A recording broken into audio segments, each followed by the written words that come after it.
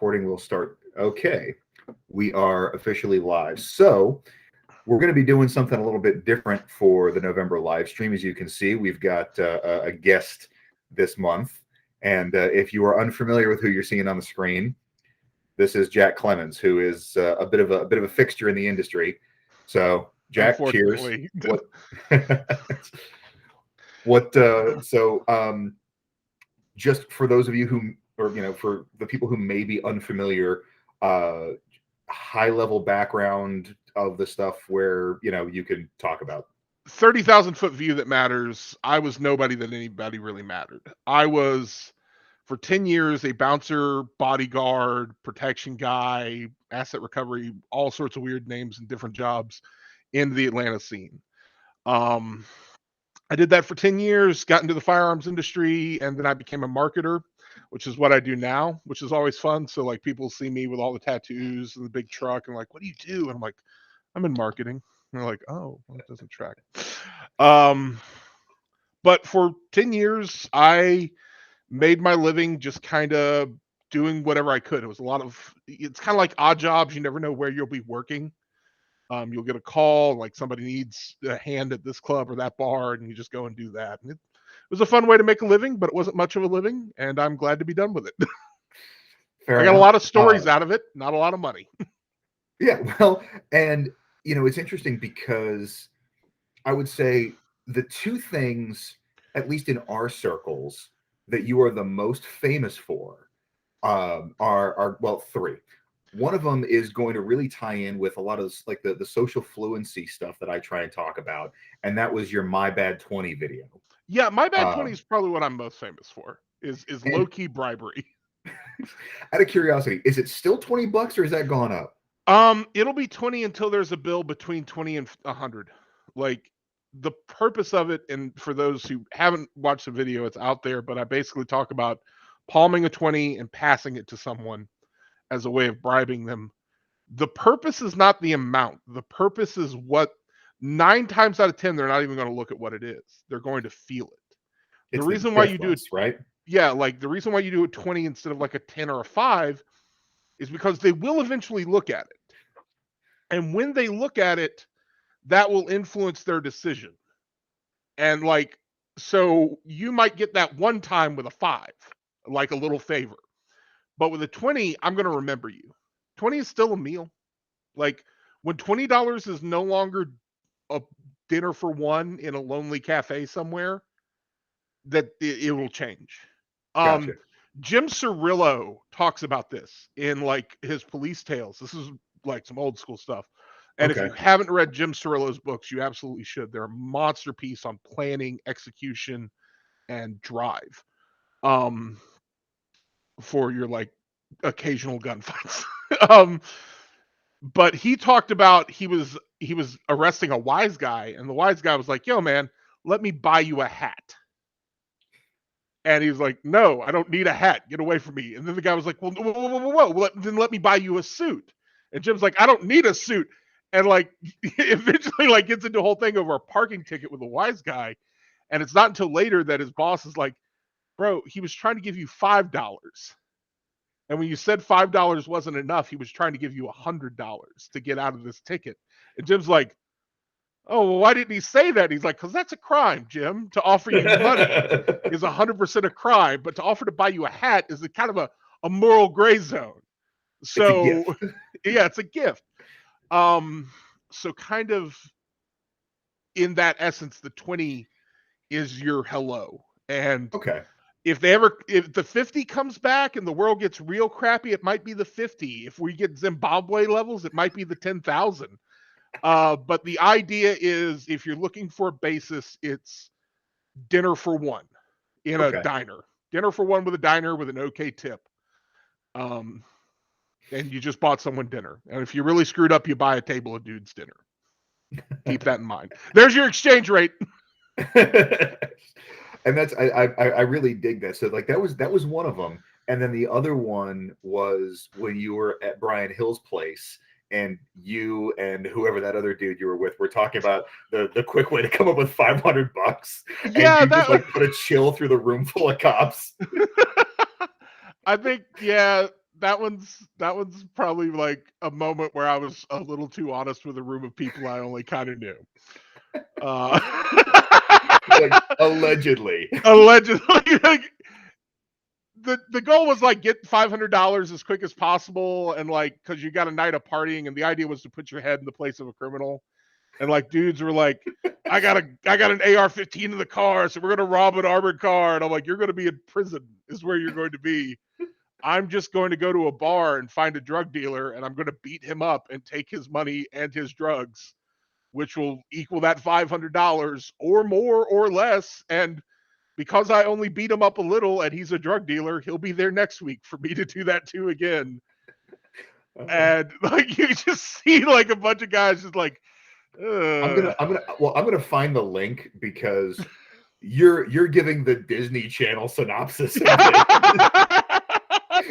The way you're retelling for the first time of this series of events was a little more sinister than what you just laid out. It's fair. But that is and then the third one was you paired up with the AK and the My Little Pony shit. But anyways, thanks, Rory.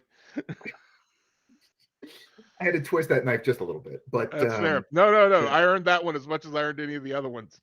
And so one of the things that I talk about purely from not purely from theory, but not with the same degree of social consequence that you've potentially seen, is kind of the social engineering behind how you present yourself in public. Because in fairly innocuous, typically service related transactions, I find that if I'm reasonably well put together and polite, I can typically get, we're talking minor accommodations, but stuff that makes my life easier. Anything from, I can get through a line faster to, I get a bar tab comped and things like that. And I'm just curious as to how far that extends and the breadth of experience that you've had with kind of grittier sides of society. And the reason why is because there's always the counter to, it's like, well, if you're dressed too nice and you're too flashy, then people are just going to want to roll you for your shit. So the I'll roll you for, like, if you do this, you'll get robbed, or like if you have an expensive watch. We can use adult language here, right? Absolutely. Yeah, that shit that comes from a place of good intention. But what you don't understand is, for someone to want to rob you, to make that decision that they're going to take from you what you have, they have to risk everything. And now that's a mindset issue. So if you recognize that you're being robbed, this is a person who has weighed his entire life and decided to take from you because that made sense. So his equation has to make sense to him also. That means that he's willing to lose all that. He's willing to lose his freedom. He's potentially willing to lose his life if this is a large enough system. And he has deemed this risk worth taking. That means that you need to put that into your own calculus. Okay. So I understand what that means, and what they're saying there is, you shouldn't look like a target. Well, okay, but a target is a different thing. I'm 6'7", 400 pounds, tattooed, bald head, beard, and like, it's not a good time. If someone is robbing me, I assume that they've got a calculation that is done that I'm like, there's something I'm missing. If a guy walked up to me with a knife and was like, give me your wallet, I'm thinking, yeah, there's probably a dude behind me. There's probably there's something going on here that I'm not missing. Or this dude is so out of his mind that he's a threat just from erratic behavior, because he's going to be so unpredictable. Makes sense. My wallet full of plastic is 100% exchangeable for me to leave a situation.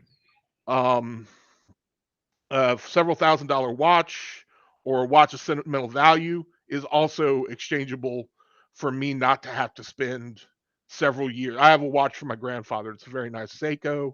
It's probably worth a couple $100, but to him it meant the world. And he died and gifted it to me. Yeah, that's cool. if that exchange is that watch versus $100,000 in civil defense, I'm probably going to give up that watch and cry about it to Grandpa in the halls later. Like, because otherwise you're probably finna have to sell it to fund the defense anyway. right, like it's going to go away. So, by the same token, I don't mean that you should just roll over to anyone. Like, there's stuff that I'll talk about, like the street exchange is an exchange of like will, Mm-hmm. forcing your will onto another who's trying to force their will onto you can work out if you can back it up. You can tell someone to leave you the fuck alone, and they'll leave you the fuck alone. But that's a little off topic. I would say that Just because this reference popped into my head, what struck me when you said that, of all things, was the scene from Samuel L. Jackson's Shaft when you've got Christian Bale in the jail cell and somebody's trying to shake him down for his shoes, and then he's holding the boot party. Yeah. And like, Christian, they see, they see the clean cut white boy, like, oh, this is gonna be easy, and he beats yeah, their ass. right. He immediately recognizes that he's in a situation where like he can't be seen as weak. Another great movie for that is Shot Caller. Okay. With the guy from Game of Thrones who played Jaime Lannister, whose name is very long and Polish, so I can't pronounce it. But he deals with the same thing, and it's a pretty common term. And like, oh, you're going to prison first day on the yard, find the biggest guy and beat him up. If you can beat up the biggest guy, that's a really cool idea. But day 2, beating up dude is probably thinking about shanking you. Yeah. So we should probably be like, let's make friends on day 1. How about I see who's a buddy? And I know that it is, you're going to get a laugh out of this when I say this, but like, the person whose advice I find most relevant in terms of like, God forbid I find myself in prison, the dude that I'm probably going to try and emulate more than anybody is Michael Francis. Mm-hmm. Because okay, he was a wise guy, but he was scamming the government out of tax money. So it's not like he had this reputation as a badass. And when he went in, his old man said, like, look, please and thank you. Yes, sir. No, sir. We'll get you by quite a bit. It'll get you so far. And like in that environment, that's such a high risk environment because it's an enclosed feeding system full of people who have lost all they can lose. At a certain point, I have known dudes who did like a very serious amount of time. And when I talk to them later, it's like, yeah, in there it's different. And there is very much a feeling of you're only going to hang me once. Mm-hmm. So I can only afford to, I've lost everything. You're not going to be rude to me also. Yeah. Because once someone is deemed as weak, and there's a difference between being weak and being polite, you can afford to say, excuse me. What you cannot afford to do is not say, excuse me. Mm-hmm. Because you've now made someone look weak. And if they don't respond, even if that response is going to lose them a fight, they are going to be fed upon by people who are true predators. Mm-hmm. And our amount of true predators in the free world is very small. I would spend 7 to 8 hours a night on a weekend night in a room with 400 to 500 people. And the amount of people in that room who are truly dangerous are like one hand. Mm-hmm. And sometimes that ain't even me. Like, there's an idea of just like, okay, 1 out of 100 people is probably a real problem. Heraclitus knew what he was talking about. But you're not familiar with that quote? Doesn't ring a bell. Heraclitus was a general back in the Alexander the Great time.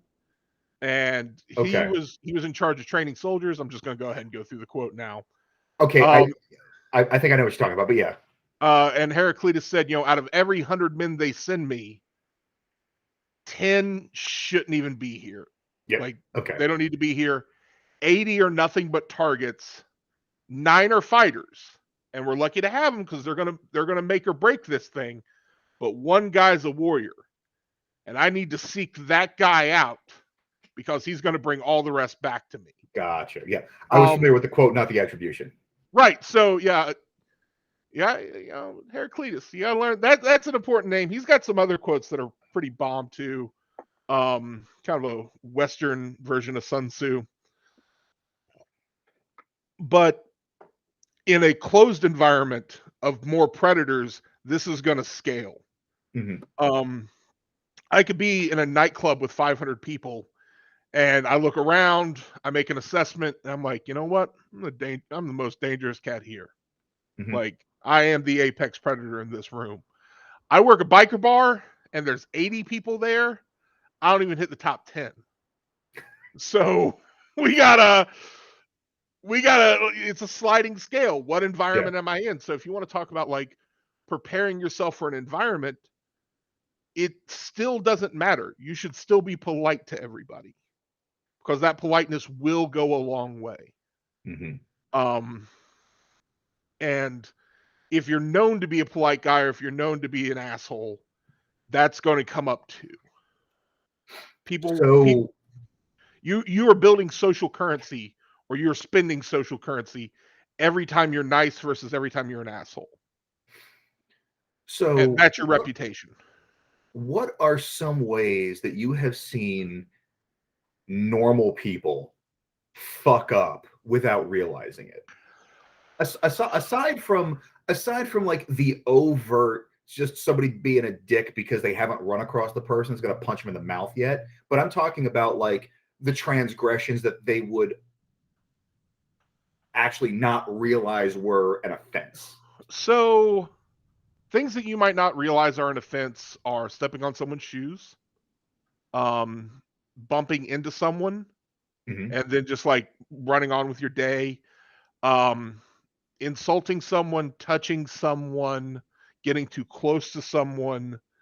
Um, Social distancing is great. Social distancing has taught people something that they truly needed to learn a long time ago, which is like closer than 6 feet to someone may mean nothing to them because it means nothing to you.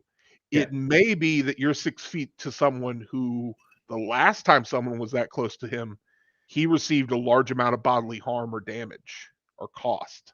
yeah, And he is now thinking about ways to get you away from him. okay, And he doesn't have the same mental loop that you have or the fear of retribution from law enforcement that you have, the respect for the law as it's given. That is not the same thing to him. okay. um I assault and battery is $500. That's what assault and battery That, costs. that's the bail. That's, yeah, it's $500. Okay. It's a PlayStation. Do not be worth a PlayStation to me. Like, you can it takes a lot because like I'm gonna bail out, and in 7 to 8 months I'm gonna go to court, and by that time you won't be in court, and it'll just be me. And the judge will be like, Mr. Clemons, blah blah blah blah blah, and I'll be like, yes sir, your honor, blah blah blah blah blah, and he'll be like, can you pay a fine? Yes sir, I can. All right, blah blah blah blah blah. Time, we're gonna do this fine, this and this. I don't want to see you in here again. What he means, he doesn't want to see me for a year. He doesn't want to see me for 1 year. And I probably, if you're worth it, if I know that information, if I'm the guy that knows that number, I probably have an attorney that I know to call, or the public defender knows me as a frequent flyer. And when he sees my name, he's just going to go ahead and call my mom, who's going to write a bail check to my preferred bailsman. And I'm going to be out in 2 days and back at my day job. That Okay. is not what a normal person thinks about what assault and battery costs. No, like when you said $500, I was like, wow, that is surprisingly low. Oh, people think it's like, well, it's probably like a lot, right? No, if I like really hurt you, it's a problem. If I send you to the hospital, it's a problem. But that's kind of rare. And I may not even be there like afterward. I've seen a lot of people take a beating and they're like, call the cops. And I'm like, happily, but that guy's gone. I don't know him. Like, if I did know him, I'd probably know him better than I know you. He probably drinks here more. Um, I I had an incident with some professional sports players, very, very large gentlemen. And Most of them are. these guys are professionally big. Like Look, I all I'm saying is you typically don't hear about like Olympic gymnasts or jockeys going in and tearing up a bar. right. Well, these guys would come in a lot, and I know them pretty well. And they were at a bar. They kind of elbowed with this other guy, and there was some back and forth. The other guy, day-to-day citizen in his cups, going back and forth with these monstrous human beings who are clearly built for this, and we're famous for it by name. Um, and we kind of separate them. And I talk to the guys. I'm like, hey, giant human beings, why don't we not like do anything to this guy? And they're like, you know what? You're right. You're right. We just want to drink and party. I'm like, yes, you do. We just want to drink and party. I turned to the other guy, and I am now what stands between him and this ass beating.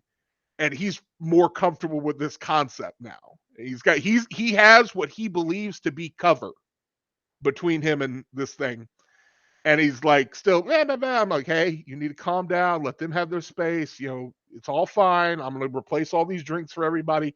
Everybody's going to have a good time. And he's like, yeah, that's fine. That's fine. You know what? And he flicks them off, just throws the finger. This is a gesture that doesn't mean anything. It doesn't hurt anybody. A brick-sized fist flew past my head and hit that gentleman in the head, and he folded onto the bar. And I was like, oh shit. I turn and I look at the dude. He's like, you know what? You're right, Jack. You don't even have to put your hands on me. I'm just gonna leave. And I'm like, thank you, God. Like I don't want to fight you. That's not a fun time for me. And they just left. And I touched the guy and I was like, hey man, are you okay? And he looked up at me and like his face was sloggy, like it was Oh, dripping. Jesus. And then he was like, I'm not okay. And I'm like, no, you're not. He had a fractured orbital and cheekbone. Oh my And I was God. like, man. And I think the total cost What on did you that learn? was thousands of dollars in medical bills and a flipped off finger. And there was a cop outside. By the time he got to talk to that cop, the other guys had left. Cop's like, I don't know who they are. Well, they're these guys. Well, you say that. I don't know that. I'm not going to write any paper on this. And that is something where I'm like, oh man, if you people would understand how difficult it is to truly get charges on someone, you would be a lot politer. That's not the worst thing I've ever seen. I have Uh-huh. seen gentlemen bump up against OC elements and shadier elements, and that is a high order of violence, very fast. Mhm. Um, and Is that out of necessity or is that out of brand integrity? it doesn't matter. Fair Um, enough. like if at the end of the day, does it matter why the thing happened to you? Not really. It It absolutely might to your doesn't. mom. It Yeah, might to your wife. It might to like the preacher who's telling lies about you, but like don't. It won't matter to you. that's fair. And I'll tell That's you who it completely fair. certainly doesn't matter to: the guy that just did it to you. Yeah. Um, I and that's kind of tricky because you don't know who those people are Mhm. or what they look like, how they will present, how they're dressed, what they're wearing, what they're doing. Those guys are out there, covert. Um, they are they are the ultimate landmines because you don't know what they look like. Well, it's Varg Freeborn talks about that degree of concealment. If you grow up in the criminal culture, there's it's not just concealment of tools, it's concealment of ability, it's concealment of intention, it's all this shit because because you're not just trying to hide it from law enforcement. It's almost like just resource protection. Right. So they're better at it than we are. Yeah. Um, Um, yeah, that's I generally, there are some guys with a lot of flash, some guys without it. Treat everybody as if they're dangerous and you'll get along a lot better. I mean, Um, that's kind of always been my approach is like, if for no other reason than I've got myself fucked up enough in force on force training that it's like, I don't know how good this guy is, and at the very least, I don't really feel like keeping track of all my shit, regardless of what he's got on him. Right. So fuck it. And that's another thing is after the fight, you're going to find out that there might have been a tool involved there that you never knew about. Hmm. Um, that I've had that happen where post fight we're finding guns on people, we're finding knives on people, and being like, ooh, that could have been really spicy. That could have been Yeah, that could have been me for because $12 an hour. yeah. Circling back real quick, and just because this is always the thought that I have when people try and make the argument of, oh well, if you wear expensive shit, then that makes you a target. The main reason that I call bullshit on that is this right here. Everybody's carrying So around a $1,200 supercomputer in their fucking pocket. so let's talk about that. Let's talk about what this represents in crime. Please. This is $1,200. It is functionally without value. Really? This is worthless. Okay. Someone may steal this. Mhm. Its street value from the person who took it to someone else is probably $100 at the upper end. And that's the other part of it, is because you were talking about exchange rates earlier, and this is what. So back at a previous job, there was a Christmas function that was held downtown at the baseball stadium, and so a bunch of people parked in this open air lot across from the stadium, and then like three people had their vehicles broken into and laptop bags stolen.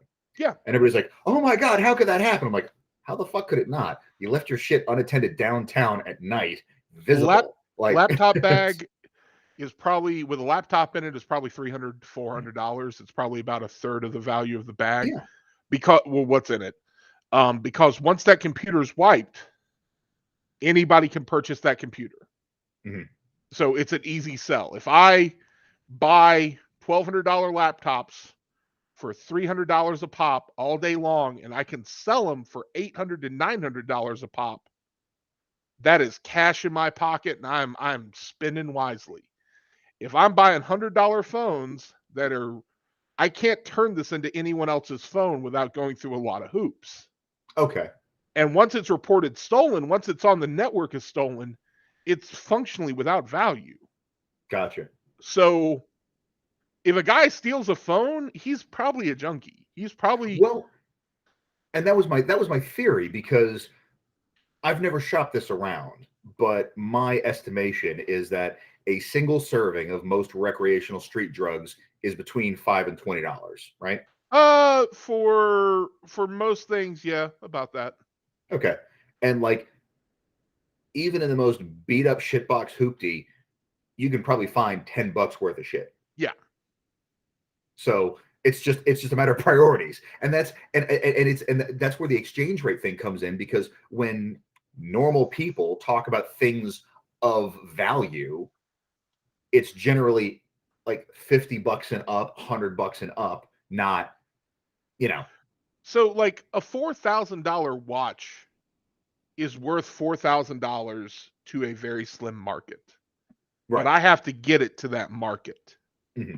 So it has to go through a couple of loops and it has to get cleaned to get to that market.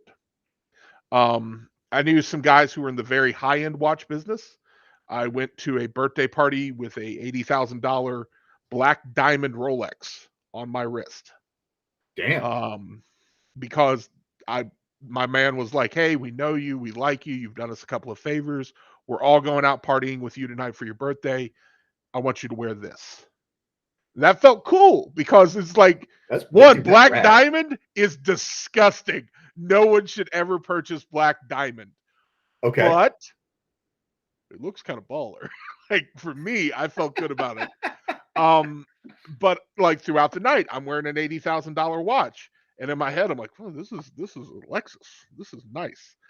Um, and then the end of the night, they took it, and the casualness that they handle $80,000 with, for him, it was, somebody's going to see this watch on you tonight, and they're going to ask how you have this watch because it does Hmm. look distinct.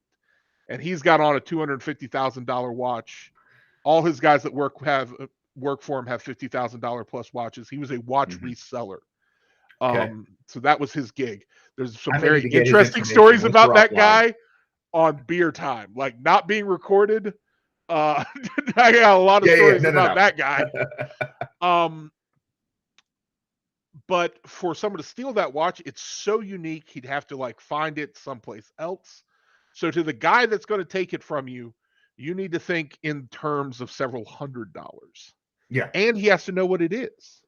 The difference between a watch that matters and a watch that doesn't matter at a glance, who knows that? Well, and that's like for me personally, that's honestly one of the reasons that I tend to steer away from Rolex. Aside from the fact that I think that the value is so hyperinflated that it's just I can't justify it. Right. There's so many other things that I would like to have for that same price point, but I kind of like the obscure esoteric shit that unless you're a Mhm. watch geek, you don't know what you're looking at. Right. So, and that's just kind of a happy side effect of self-preservation. But I mean, for someone to recognize it and then make the snap decision, like, I'm going to rob this guy, what Yeah. environment are you in? Like, now, if we begin taking the steps of like, in personal protection, we always talk about planning for like a person. I want to also be very clear. While I was in personal protection, there are two kinds of personal protection. There's executive protection, which is for people who face real and very dangerous threats from a number of different levels and require professionals. Then there's bodyguarding work, which is for scumbags. I did bodyguarding work. Like it's very different. Um, You were guarding like 50 Cent, not diplomats. 50 Cent requires executive level protection. I was Well, guarding now, SoundCloud rappers. Like I was like fair enough. I was guarding DJs who like I have $7,000 worth of equipment. I need to go into this club, which is kind of rough, and get out with this equipment because there are guys in that crowd looking at it like that's $7,000 worth of equipment. And I know a DJ who's coming up and would pay me $3,000 for it, bonk over the head and a couple of suitcases, and I have made my payday because that is a predator who has recognized his prey and then recognized how he's going to make out with it and then like focused on it. I think I lost you, Alex. You are frozen. I am also hold on. Are you there? You You're are. back. Yep. All right, very cool. Yep, We're sorry, it lost connection for some reason. That happens. I heard the entirety of that just in terms of like. Yep, you're still sketching out on me here. Got the So it's fair to say that the people that are really going to be a problem are hard to pick out, and the ones that are trying to advertise that they're a problem typically aren't. yeah, I mean guys who take scores, guys who make their money that way. If you want to watch the movie Heat and think about those guys 10 years before they were 10 to 20 years before they were doing Heat stuff, the stuff that got them into prison in the first place. Yeah. Those guys are living, probably got a day job, and take scores when it's a possibility. He is still a professional thief. He is still someone thinking at a level of like, and most people are thieves of opportunity. Like, if you leave $100 laying on a table, does it require a professional thief to come and take it? No. And a person No, who's lived a completely honest life their entire life will become a thief that day. Like, that's fair. presented with Yeah. enough enticement, someone will become that thing. Hmm. But it just has to be worth it to them, and they have to think they can get away with it. Um, So given the fact that you've had this exposure and a lot of interaction with this wide swath of society, from the truly dangerous to the completely naive. yes. um One of the things that I talk about quite a bit is that people in general are pretty good at pattern recognition, And while they may not know exactly what they're looking at, they know if it ain't right. And so for the concealed carrier, it's in their best interests to try and strive for a higher level of discretion than the gun community at large views necessary. What and I, I I am putting this out there in the real possibility that I could be way off base here. I So don't if think I'm I completely wrong, so so please I let me know. think you are conceptually correct, Uh-huh. functionally mistaken. Okay. Um, I like that response and I want to hear more. so I I do things that I think are generally considered like dumb by the vast majority of the firearms world.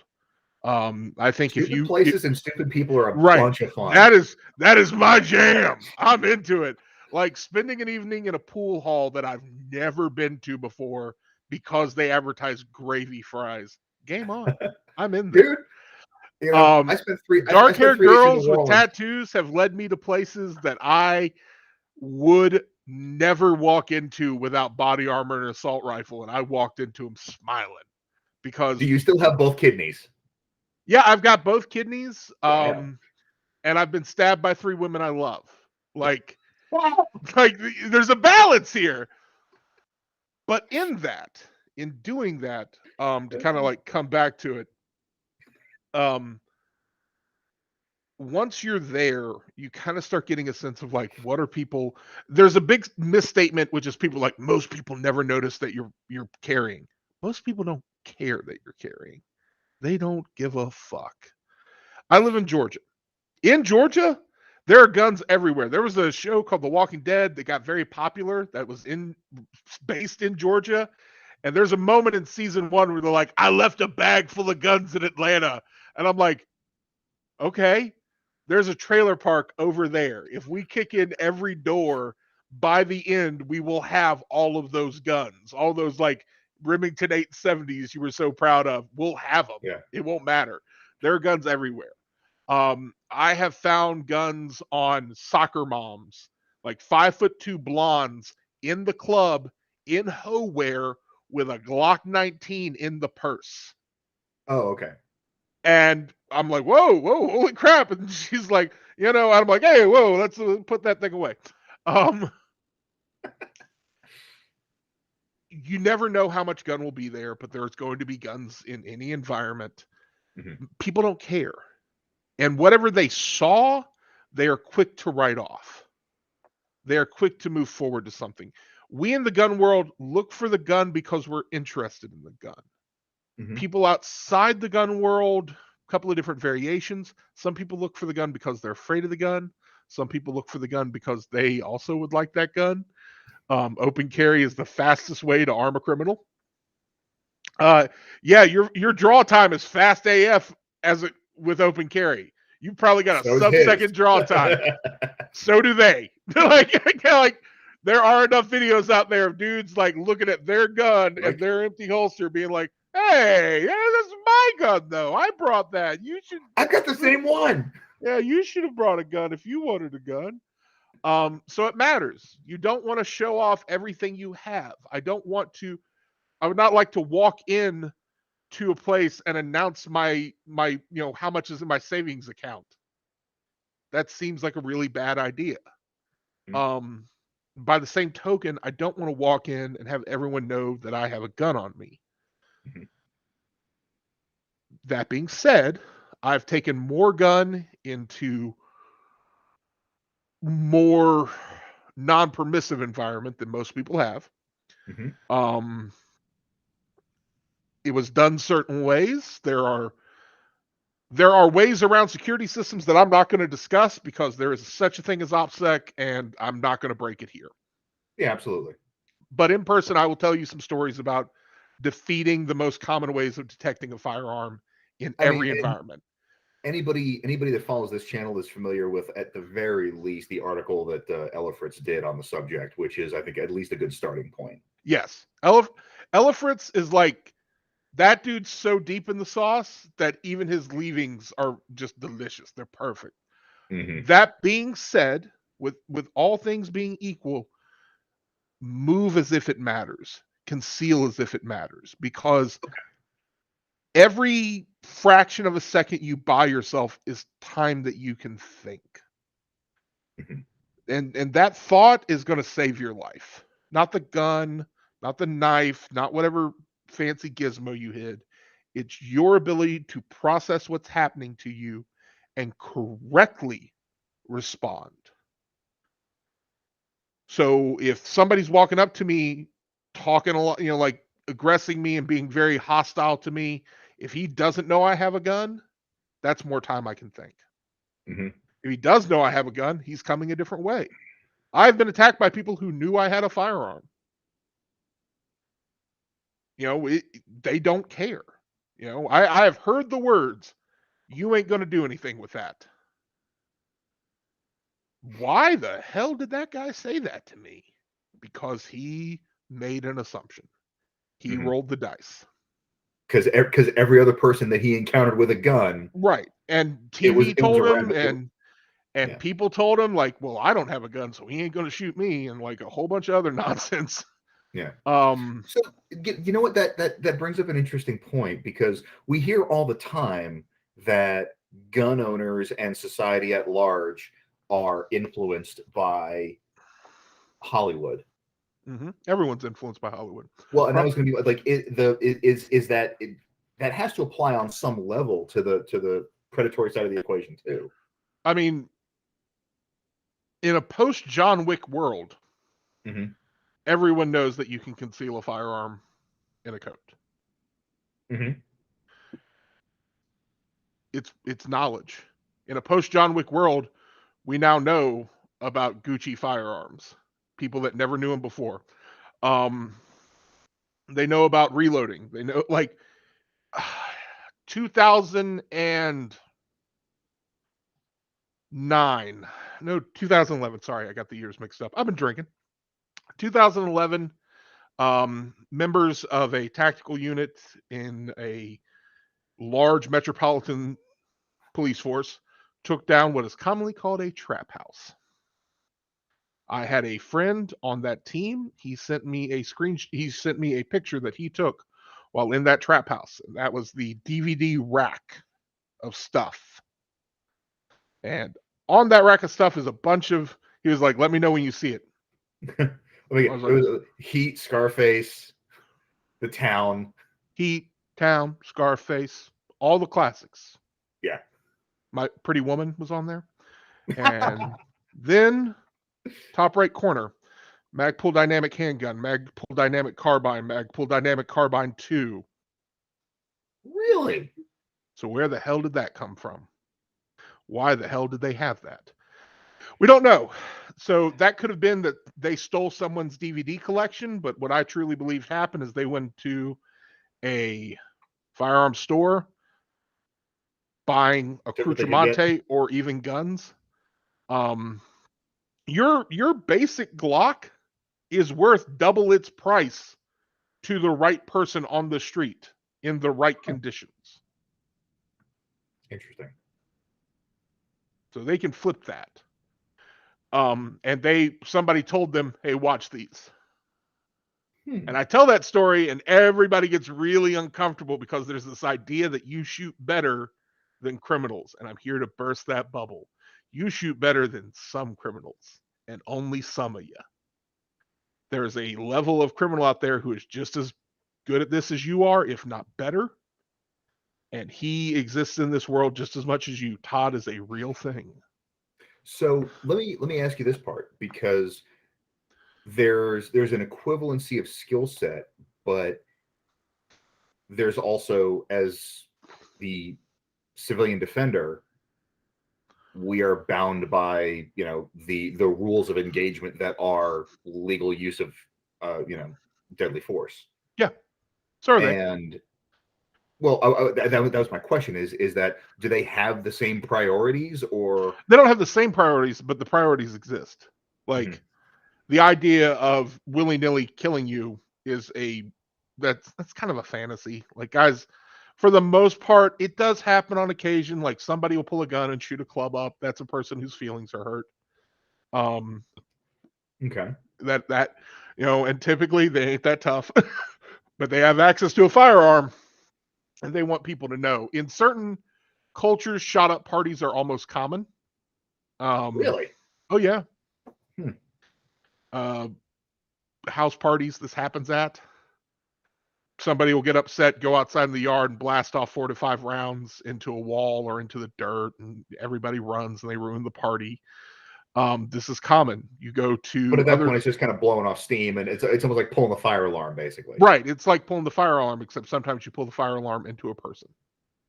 Oh, okay. Well, because that's very Right. different. So mostly it's fine. It's just they just shot Uh-huh. up the party and everybody left, and it's like they shot up Bob. Bob's dead now. Yeah. So here it is. It exists. It's out there. There are guns in the world. You need to conceal that firearm to prepare yourself to be able to deal with it. A gun from concealment that is unknown is almost universally a game changer. This turns into an attack to a counter ambush. And Mhm. when that counter ambush happens, the ambushee is experiencing a lot of emotions. Mhm. Um, What is it? Tom Gibbons says if you can get like 2 or 3 what the fucks out of them, yeah. Oh no, then you've he's won. leaving. Yeah. He is reconsidering his life. He wants to live. Now they true criminals, true people who live on the outside of this world. I like the term outlaw over criminal. A criminal is someone who breaks laws for financial gain. An outlaw is someone who lives outside the structures, boundaries, and protections that the law offers them. Outlaws are not Okay. necessarily bad people. Outlaws just don't live how you live. I like that delineation. When we think about a criminal, we think about someone who is going to steal your radio and or your wallet. Like that guy's going to mug Mhm. you. The mugger is almost universally, or the guy breaking into your house. Like we paint the stereotype of our bad guy and we dehumanize that concept. And then when we meet, Dude. right? Yeah. Yeah, Well, because so what's funny about that is a couple days ago I shared one of Chris Fry's William April-esque posts of security footage. April's the You know, April is the greatest loss we've ever faced. I, To to man, the to the dynamics of understanding and being scholars of this, I truly believe that the loss of William April will affect us for generations. And I am sorry I took that class only 6 times. you took it 6 times, dude. I only took it Sorry, once. sorry. I took the class itself 4 times and a lecture portion twice more than that. Well, okay, so let me rephrase. I got to take Unthinkable. Mm-hmm. I lament the fact that I never got to take EDP. Mm-hmm. And my concern is that that class died with him. I hope that we'll see a reincarnation of William You and April. me both. I believe that William April truly believes that he'll see a reincarnation of William April. um, Well, I mean, he was also my greatest source on voodoo. So like I I mean, dug getting to talk to him about stuff like that. I uh, really I'm sorry he's gone and fucking me, dude. Me too.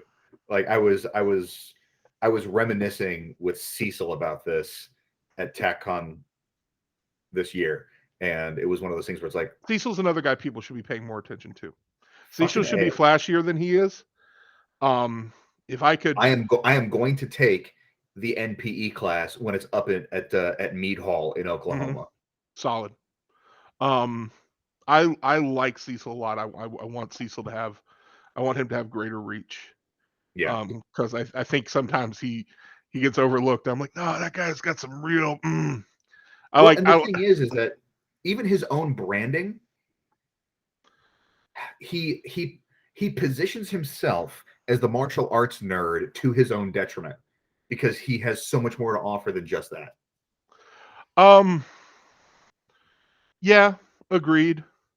I kind of dealt with that with Brian Hill. Um. Brian Hill was my jujitsu instructor. Well, I'm sorry. I should say like wrestling and combatives and all. We did a bunch of stuff. Yeah. Catch wrestling and some other things. I don't think we ever really put a name on it. I showed up to Brian's class, and Brian What was his reaction when you walked in the door on day one? Oh man, so this was we were arranged a meeting through an intermediary. They were like, Jack, you should go train. I was out of the game at this point. Like I was firmly out of it. I had been through hundreds of bar fights, hundreds Mhm. of altercations, before I ever stepped foot into a martial arts class that was like very serious. I'd taken You were I what? You were Vin Diesel from Knockaround Guys? yeah, like I passed 500 a long time ago. Um I love that and speech. yeah, it's a good one. I think the number's probably closer to 100. Like if I'm going to be very honest with you, I don't think 500 is attainable for most people, but 100 probably is. 100 serious physical encounters are pretty demanding.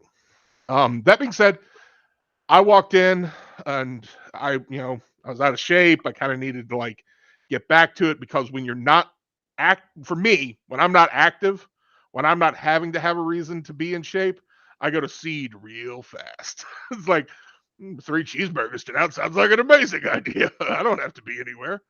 And I walked You in just and sleep it off the rest of the day. so I went in before anyone else was there to talk to Brian, Mhm. and Shelly, who I love tremendously.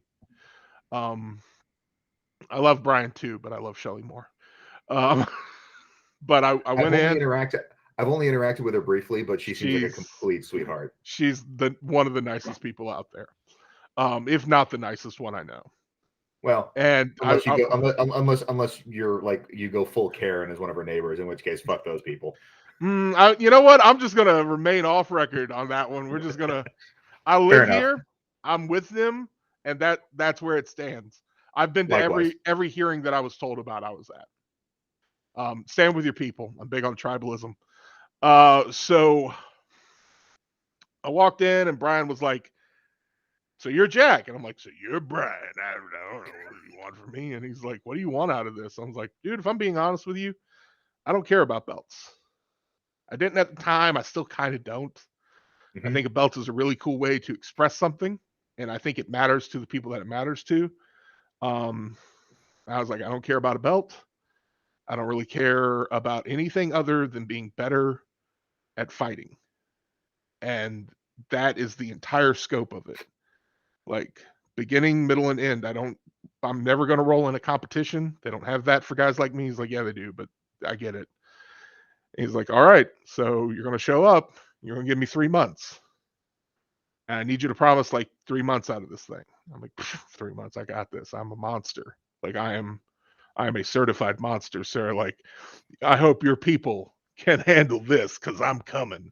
And I fucking ate crow for 3 months and I tried to stay alive. And I wrestled this tiny little. His name is, I can say a first name. His name is Shane. He's a great guy. And me and Shane fought on the ground for, I should say, I fought. Shane just kind of like did his thing. And for Yeah. 3 months, I tried to stay alive. There is a beautiful drawing of a white belt in the ocean drowning, and around him are eels that are just like wrapped around his limbs and his bodies, and those eels have on a blue belt, a purple belt, a brown belt, and they're dragging him down, and he's like barely like and it's like he's just got enough to breathe. And I tell people that's what jujitsu's like for your first 3 months. Mhm. It's not about being good at it, it's about staying alive. Shit. And it's I'm 2 years in at this point, and I'm still at that level. right. So I fought to stay alive. And I remember the last roll of my 3 months. And Brian was like, all right, so yeah, your 3 months are up. You and Shane, good luck, and just walked off. And I threw everything I had at Shane. And this little he was like 18 at the time too. It's like it's so frustrating. Like I've thrown grown men through walls. Like I have fought professional athletes. Like I am a monster. I should be better at this than this kid is, and this kid is just making me look like a fool for 3 months. And I used every technique I had, and I stayed on it. And in the end of about probably 25-ish minutes, it was just sub 30. We were rolling for. I remember because like the pad of where we were at, like the area, it looks different dry than it looks wet, and the entire thing was wet by the end of it because I'm just like sweating and rolling, Yeah. and he wrist locked me and shut me down, and I was like, all right, tap, I'm out, done. That was the end of it. And walked out, got in my car, and I cried. I like just all the emotion of it. And this isn't uncommon. I try and like explain this. I cry after every big fight. Mhm. I have an emotional release. It was something I was ashamed of in my 20s. Now in my mid to late 30s, I talk about it to guys because I'm like, hey, here are the things you're going to experience post fight. You're going to feel like this. You're going to want to say some stuff. You shouldn't say some stuff. I've said things to police I wish I could take back. And thankfully, like, people were cool to me and did not prosecute on that. They reined you back in. There are some good cops out there. And I typically always have a little like sob, just a choky sob, a little bit of tears, 2 minutes of it, and then I'm back and I'm fine. It's just the emotion of it. So I had like kind of a longer cry post that, like, oh, I'm not good at this. I'm not good at this. Why can't I get good at this? And I went home, and a friend of mine who's a black belt from Kentucky called me. He's like, so this was your end of your 3 months because people had been following. And I was like, yeah, it is. And he tell me about it. He's like, he made me fight the guy I always fight. And he's a brown belt, and I just can't. He goes, all right, well, tell me about it. And I walk him through it. And I was like, yeah, then he subs me. He's like, well, how did he sub you? And I was like, oh, he wrist locked me. And he goes, nah, hold up, pause. He wrist locked you? I was like, yeah, he wrist locked me. He's like, he's a brown belt. When a brown belt wrist locks a white belt, it is out of panic. Like, you were giving him more than you realized. Like, you were better than. And I had this sudden realization that, like, oh, holy shit! It was my wax on, wax off moment. Uh-huh. And Brian, like, I know Brian knew that, like, I didn't realize it, but I later realized, like, oh shit, I bridged him there, and I shrimped, I created distance, and I built this frame, and I did this thing, and then that thing. And when I would later talk to Shane, Shane's like, oh yeah, you were really good that time. Like, that was your top tier. I never gained a belt. That was never something I was after. I would roll Yeah. for another couple of years with them, which was always interesting because me and Brian could talk about stuff. I would take any class I could. So I would be in a competition class with these guys in like skin tight bodysuits, and they're like doing all this weird stuff. And coach is like, all right, so like, when you do this, you'll get extra points, and then we'll set it up this way. Jack, you're just gonna go ahead and break that guy's arm and probably stab him some, I guess, from that position. I'm like, all right, coach, I'm with that. Yeah, good. And like, we'd be rolling with the dummies, and Yeah. like the competition guys would look over and see me like working a dummy, and then I'd like yank my shirt up and get a SIRT pistol out and like da da da, and they're like, whoa, that guy has a gun. Why does he have a gun? Like, who brought the gun into this?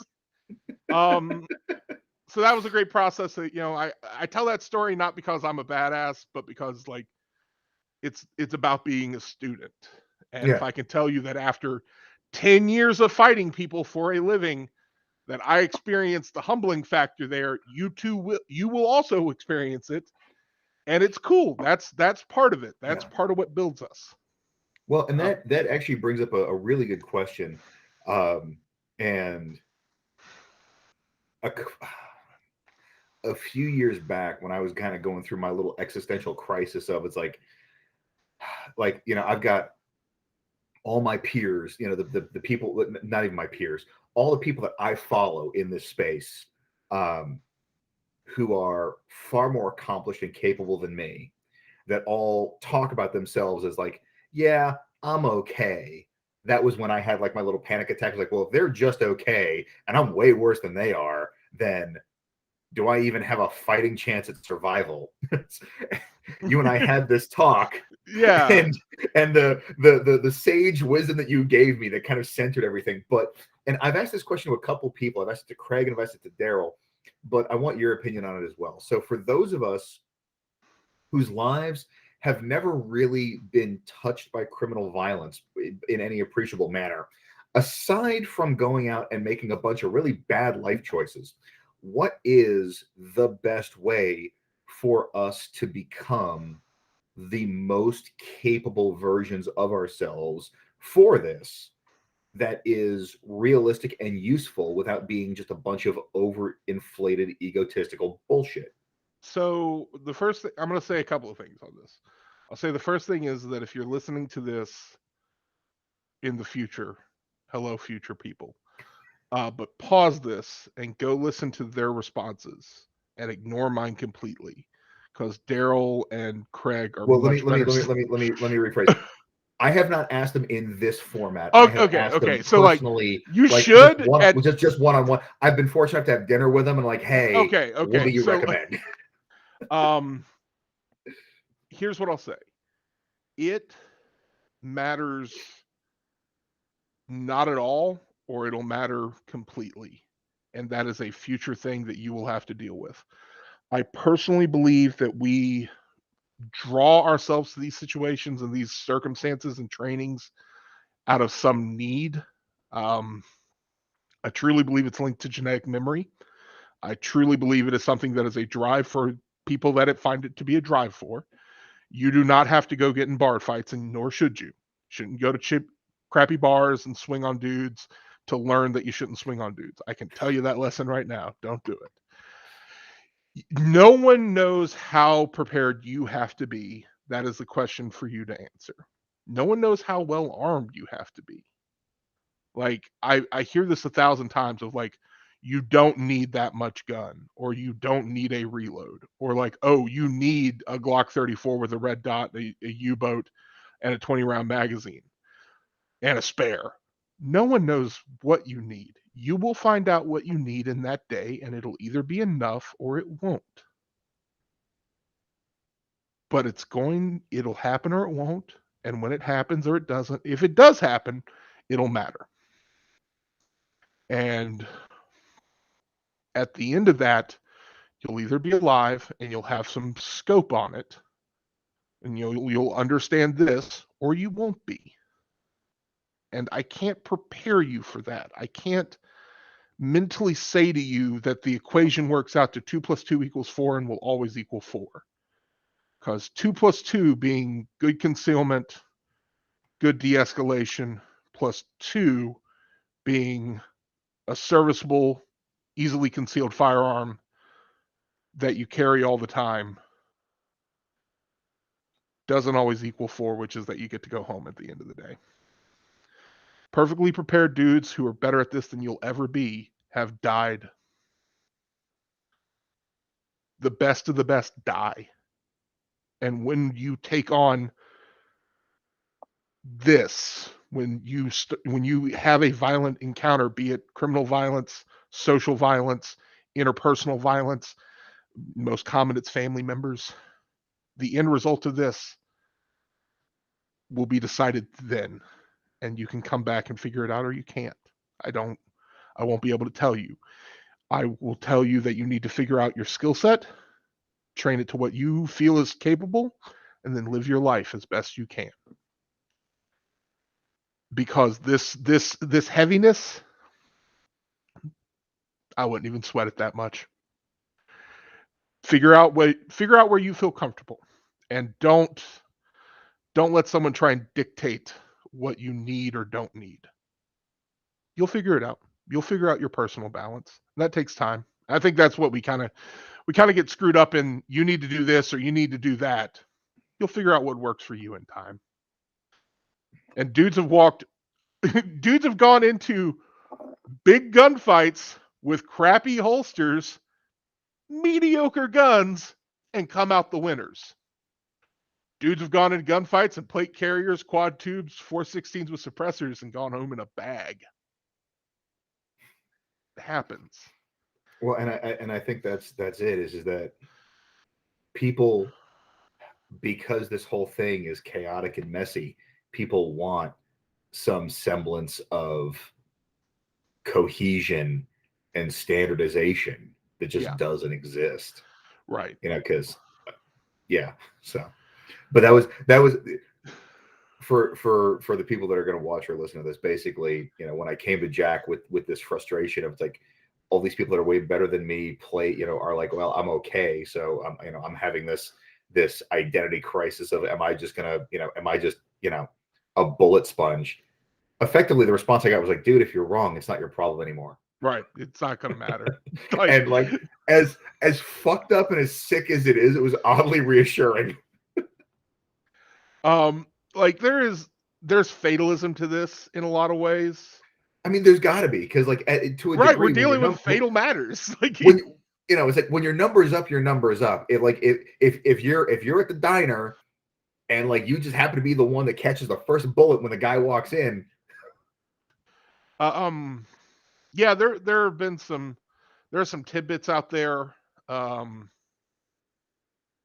Really good mindset stuff that I would say, like Jim Cirillo stuff. Solid. Apparently, I've heard that his Tales of the Stakeout Squad book is apparently fixing to hit a reprint. So if that is the case, and you don't like, if you people don't buy that, you're dumb. I'm gonna buy 4 copies if that's the case.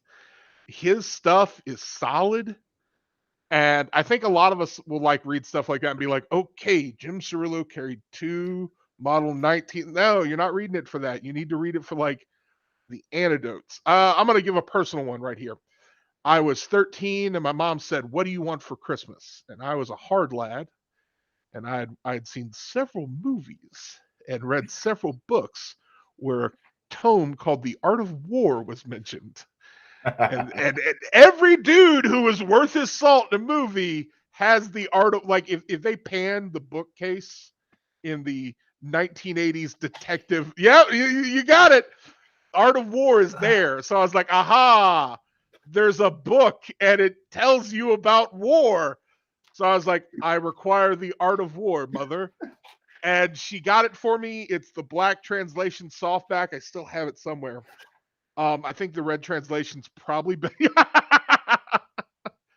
And he, I get it on Christmas Day, and I'm so excited. I run up to my room, and I'm like, all right, today we become a master tactician. And I open this thing up, and it has nothing to do with how to outlay troops for patrol or like what an attack looks like.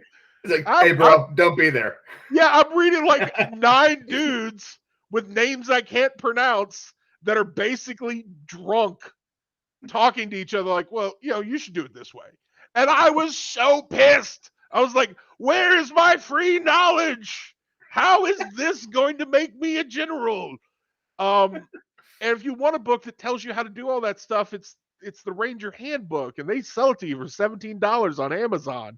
They'll tell you all that crap. You know what? I think I got that one kicking around here too somewhere. Right. It should be in everybody's. Like, you don't need it for day-to-day stuff, but if you do need it, you might be like sitting there in the dark by a barrel fire, like, how do we do this? Like, if someone's a follower in you, circle back around, so now you're a follower in them. Yeah, it's good stuff. But like, The Art of War is just a bunch of anecdotes. Yeah. And I was so frustrated with it, and somebody who was a lot smarter pulled young Jack aside when I voiced my things like, that book is worthless. It's a lie. They're like, no, read the whole book and then put it away. And then one day you're going to realize that you're talking about it, a thing in that book. And you're going to go, huh. And you're going to go back and you're going to review that book and you're going to go like, oh, there's a reference to this. Like, that's what they're talking about in Deception. The chapter on espionage is my favorite. And if I say there's one that's applicable to your day-to-day life, it's the espionage chapter. It's chapter 15. In the black translation version, there might be. But the chapter on espionage, highly recommend reading that and then forgetting about it, because you'll think about it 2 years down the road and be like, aha, that is what Sun Tzu was talking about. And that will process. But we're not in a math problem that we can figure out the solution to later. We are in a scientific solution and experiment where we put the stuff together and we think it'll work. And we've got to, what's that word they use with a P, prothesis, prophecy, whatever. We think it's going to work, but it might not, and it might. The wrong thing works. There we go. Hypothesis. I've been drinking. Leave me alone. Also, just again, for the people that watch this after the fact, You've been seeing me pour out of a whiskey bottle. Jack is not slamming whiskey; he's slamming mead. Yeah. Oh, yeah. I should be clear that this is a honey wine, or it was at one point. Anyway.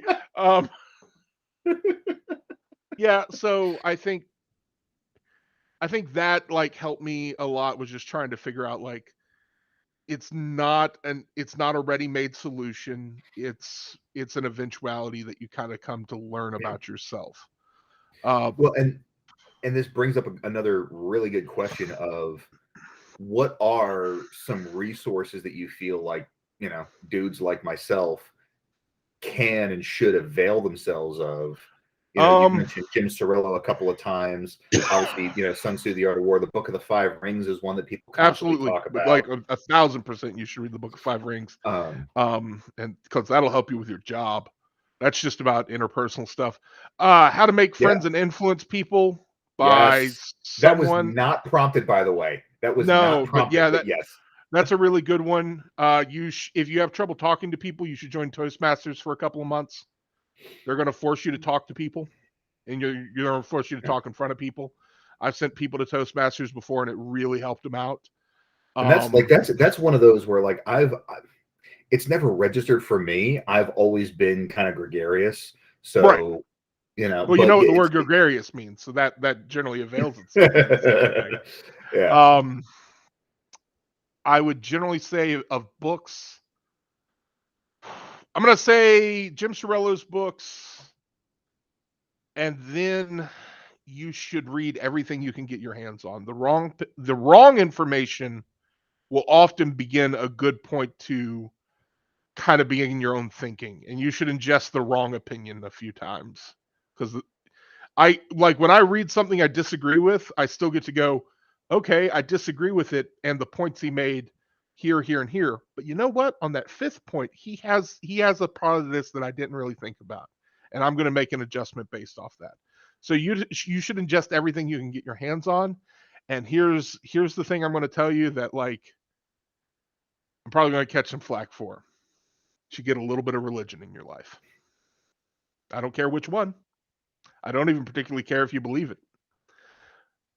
But most religions have figured out about how to talk to people about dying, and most of them have kind of figured out like, hey, this is how you stop caring. This is how you kind of let go of this.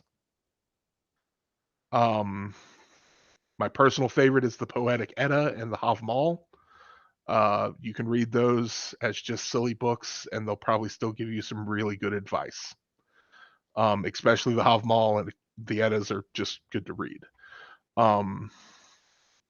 But or I should say the Havmal, I can't pronounce Norse words to save my life. But a little Don't bit of you have religion will. runes tattooed on you? A few. This one I got Veggies Theater. That one knocked that one out of the park. But there's a lot of really weird made up words. Like, But a little bit of religion. I know that's controversial. I'm not telling you to go to church, but you should figure out some way to deal with your inherent fear of dying, and that's not going to make it go away, but it will make it easier to approach. I dig it. Um, and I also haven't found many religions that don't have a warrior subculture hanging around them somewhere. So That's fair. if people are like, "Oh man, you shouldn't like design around that," and like I know it's really cringy for dudes to be like, "I'm a Viking," and it is cringe. It really is.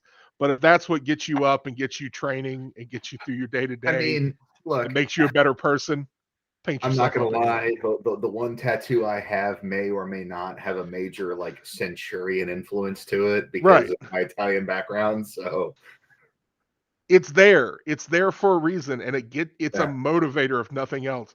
If you fake it for 100 days, you'll probably be real on 101. yeah, Like I think we suffer from imposter syndrome a lot in this world because it's like, well, that guy's doing a lot better than I am. I'll never be that guy. You never know how many people are looking at you being like, holy crap, do you see what that guy is doing? That guy yeah, is murdering. I'm never gonna be that guy. And we're just trying to find it. yeah, for sure. Um, I don't have anything like pre-prepared. but it seems like there's always like a lightning round of questions for stuff like this. So All let me see right, if I can come up. I fire it feel up. like come up with it first. So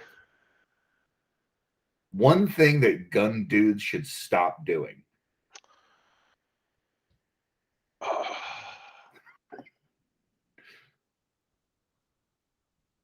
Gun dudes should stop talking trash about other gun dudes. And Elaborate. I'm guilty of this. I'm super guilty of this. But we all pick a subgroup of gun guys and we make fun of them publicly. And this is a tribalism thing. We all form these little sub cliques and things like that, and we gather those who are us, and we defend and attack against those who are other. Um, there's a lot about being inside the perimeter versus outside the perimeter, and this is some really old stuff that genetic memory. But and this is what I see a lot is dudes who are really serious about personal defense and self-protection, like all this stuff, like concealed carry guys, Mhm. are like, I hate those Instagrammers running around in plate carriers and shooting ARs and taking carbine classes all the time. Work on your pistol drills and jujitsu. It's like, man, just let that guy be. That guy is doing what makes him happy. And if I Mhm. can generally encourage people to do what makes them happy, even if I disagree with it, as long as it doesn't encroach on my happiness, that's fine. Oh, well, what they're doing is going to get them to come and take away our guns. They're going to try and take away our guns or anyway. Calm down. Don't startle it. And those guys are going to make fun of other people. And I can't stop this. I can't Yeah. be the bouncer in the room like, all right, gun people, calm down. I'm the mediator and so forth. We're all going to get along. It's not going to happen. Mhm. But if you find yourself overly focused on what everyone else is doing wrong, I promise you, you're not doing right. I like it. Um, Favorite menswear accessory. Good boots. Um, Boots coming in variety. Is this the wrong thing? Am I not thinking of the right thing with the No, accessory? there, Actually, there's no wrong answers to this. Like this is almost a Rorschach test. I'll say actually I need to pull back from boots.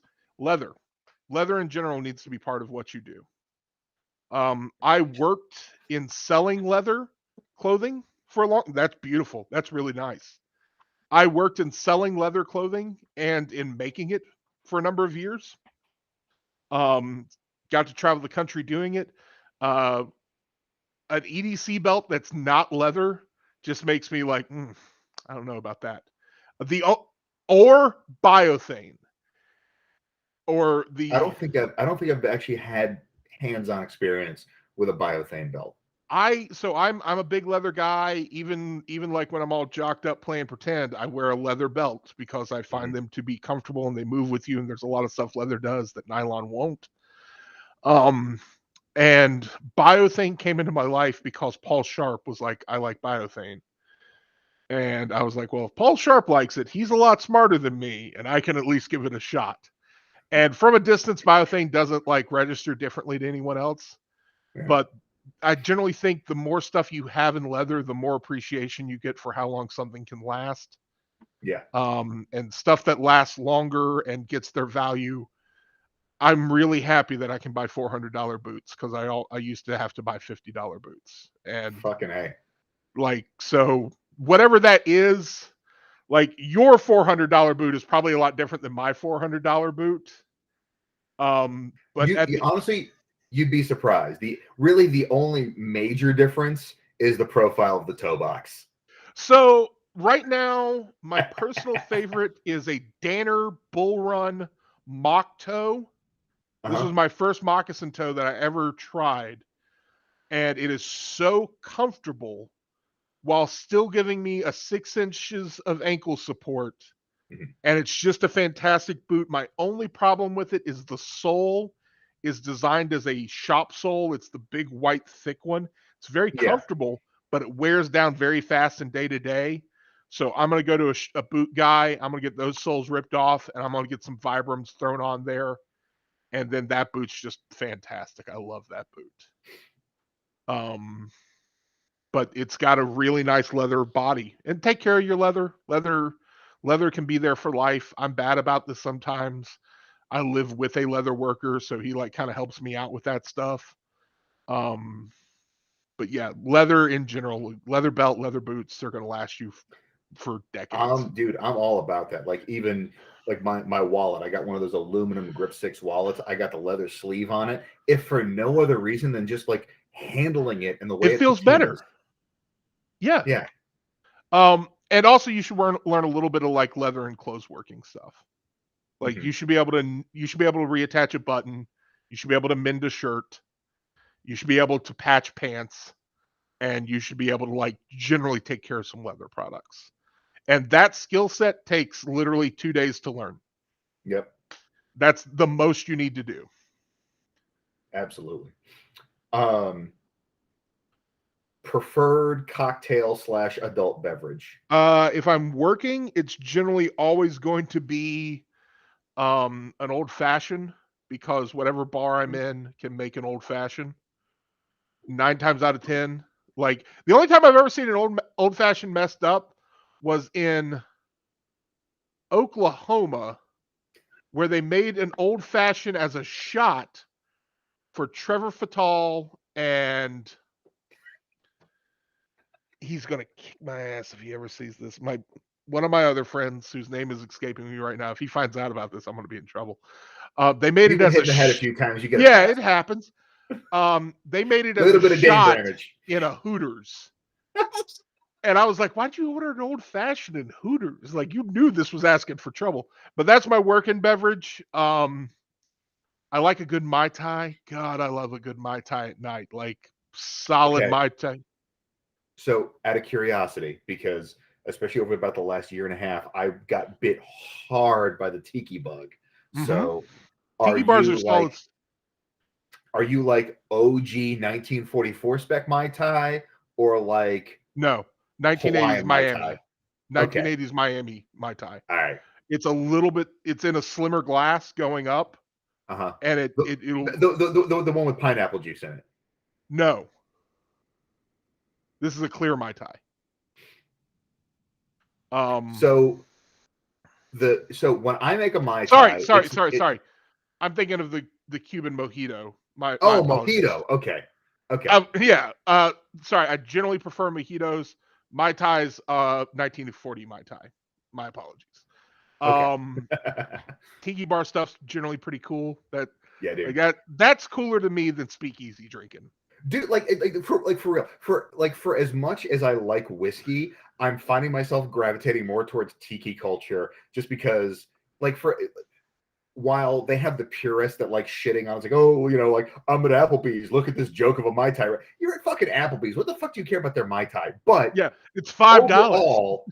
overall, the lifestyle behind it is way more my speed. Yeah, it's fun. It's funny music. It's a pretty girl. It's nice lights. I like tiki culture. Yeah, dude. And the one that I'm gonna give people is a Jackie Wells, which is a tequila based old fashioned. Okay. And it's a gold tequila thing. I used to hate tequila, and the last year I've gotten really into tequila drinking. Well, most people hate tequila because they wind up getting hammered on Cuervo, and then their Yeah, body just thinks they're trying to get, that they're trying to be poisoned. But good tequila is yeah, good. it's different. Yeah, Um, so yeah, I'll a Jackie Wells is it's solid. I'll I'm shoot you not familiar the with that. I'm gonna have to look it up. when you find out where it's from, you're gonna laugh. I'm sure. Um, what is your primary non-violence related hobby? Uh, writing, philosophy. I'm a big fan of sitting around a fire with your good friends, having all read a different book and kind of talking about some things. My man, Um, like fire brings something out in you, and it really does. it's an important part of like human culture is to like discover like what that fire is about mentally. So I'm big on philosophy. Um, and you cannot read a bad book about philosophy. You can read a book about philosophy that you disagree with, but you can't read a bad book about it. dude, that's I dig it. Um, you know what? Just for fun, lastly, what weapon do you have within arm's reach right now? Glock 19, a 308 DMR, a Shivworks push dagger, and a lightsaber. So I got to take an extra step for the lightsaber. Hold on, now I got to show this thing off. I love it. Oh.